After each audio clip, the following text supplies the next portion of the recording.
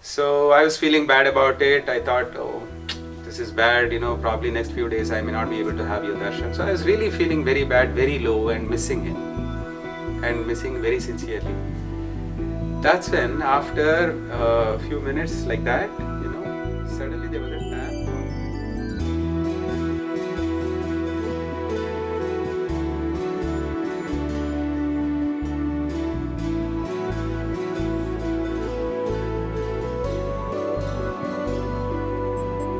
Talking about omniscience and omnipotence, there are several things that he has granted, especially one day when when I gave a letter. I used to have this habit of giving letters to him continuously. Whatever is the matter, I used to write lots and lots of letters to him. One day he has taken a letter from me, and then he went on, like same, Vrindavan, in front of Vrindavan building, we used to sit. And then I gave a letter, Bhagwan took it, fortunately for me, and he moved on, went to not Sai Ramesh, but Sai Ram Shed, and took a few more letters from the devotees. So when he returned, he had a bunch of letters in his hand. Okay, he used to hold all of them nicely in his left hand, as you probably know that. And then he was carrying all of them like that, and he came back. As he was walking back, he actually passed by me, and then he picked up an envelope from that lot and then threw it at me. So it was actually exactly my letter, right? I mean, the very fact that, while going, he remembered to keep it safely, first of all, and then he had close to maybe even 50 or more letters, because he was literally, his palm was completely stretched, even as he was holding so many letters and envelopes, and to be able to pick up one particular letter from that big lot, and then itself is a great act. I would say that itself is a big miracle. And then he picked it up and threw it at me. Then I thought, oh my gosh, Swami probably didn't like what I wrote in the letter. No doubt he's omniscient, he knows. And I was like feeling very bad. So as soon as Swami went back into Thrai Vrindavan, of course, we had to go back to the hostel and then get ready to go to the college. So I went back to my room. I quickly opened it to see if there is anything wrong in my letter. Interestingly, my letter wasn't there. There was a note, handwritten by Bhagwan, saying, Tej, in Telugu of course, I'll translate it roughly. Tej, I'm happy with what you said. Please accept my prasadam for your for clothes, for stitching clothes for Ugadi. It's written very nicely. It's handwritten by Bhagwan in pen. It's a small note which was kept inside the letter. And then there was a 500 rupee. There were 500 rupees kept. Not a note, but 500 100 rupee notes kept inside. Imagine, omniscience you say, or omnipotence you say, what? He's everything. I mean, he can do whatever, he's no time or nothing can stop him, he's timeless after all. When did he pick up, in fact, a pen and to write it, or when did he do all that? No, nobody knows. So that's how it is. And it is directly addressed to me. It's not somebody else giving some money to him and that he has handed over to me. No, I still have cherished it and kept it. Of course, I can, kind of share with you guys. One more, the famous thing that many of our boys know is about this hostel, when Bhagwan actually visited the hostel to see me. That's a sweet, very, very sweet experience.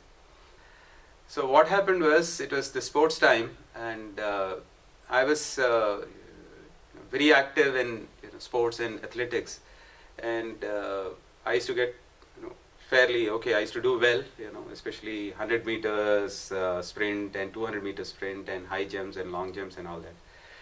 So that particular year, this was I think in my MBA, 89 January, I'm sorry about that. 1989 January, I remember the date, January 3rd is when we had the march past practice before the sports meet, as we all do. And suddenly the physical director, Mr. Venkateshan, and along with one other gentleman, Mr. Kishan Lal, who was ex-army. So he suddenly decided that, hey, boys, just, only 10, 15 of you are there. Why don't you all group up? Let's have the finals of long jump today. Sir, we need warm up. Sir, we need practice. He said, no, nothing doing. We don't have time for it. Come on, let's go ahead. So we all had to rush, soon after the march past practice, and then we came, and then we started the long jump finals that day. Whoever was kind of selected for the finals. So I was a participant. I didn't have the chance to warm up or whatever. So I took a jump. My first jump itself, I fell in a wrong position. I actually fell on my left foot. You're supposed to land on your back and all that stuff. There is some kind of technique. I landed on my left foot and I sprained my leg. I sprained so badly that I couldn't even get up from the sand bed at that point of time. So boys had to lift me literally and then put me on a stretcher and then bring me back to the hostel. So after that I was literally groaning and moaning in pain, and then I was taken to GH, General Hospital, and of course they took an X-ray and they said no fracture fortunately, but there's probably a ligament stretch, and so they put a bandage and sent me back to the hostel. They said you need rest for 2 days, 2 or 3 days at least, for you to be on your feet. You're not supposed to walk. As I understand, if it is stretch, then you're not supposed to actually put your foot down also. So I was on bed, and I had the luxury of boys coming and serving me at my bed, all that stuff. So that evening, we had this, strict rule of everybody going to the mandir. So nobody is supposed to stay in the hostel, and there were special checks, sudden checks if somebody stayed back, giving some reason or the other, by the teachers and wing teachers and leaders and all that stuff. So there was literally nobody at that point of time in the hostel. Only one caretaker, they were all in turns, they were taking turns to take care of me. So there was one caretaker for me at that point of time. And one Mr. J. Srinivas, he was my junior. So he was my roommate and he was there. Other than him, there was nobody in the hostel. And I was lying on my bed. I lay, and then I was thinking I was actually missing Swami. I was missing him so badly at that point of time that I started actually crying. And since I didn't want this fellow, the brother, to see me, I was actually covering myself, with my blanket on top of me, and then I was turning towards the wall as the room leader as well. I was turning towards the wall, and then I was crying, and then I was thinking, Swami, I missed this opportunity of coming to you for your darshan. And then, I'm really missing you, Swami. What is this? Why did you give me this? There was actually a great opportunity of taking the prize directly from Bhagavan if you got the first prize. Okay, so everybody would, try and do their best and give in their best so that they get the chance, at least in one item or one particular event, if they get some kind of a prize, they'll get the chance of taking directly prize from Bhagavan and one more Pad Namaskar and blessings from Bhagavan. So I was trying to participate in most of the events, as many as possible. Of course, we had the restriction of 4 or 5, not more than 4 or 5 events or whatever. So I was taking part. So I thought, oh Swami, I lost opportunity. I didn't do my best in this, so I probably have lost this. So I was feeling bad about it. I thought, oh, this is bad. Probably next few days I may not be able to have your darshan. So I was really feeling very bad, very low, and missing him, and missing very sincerely.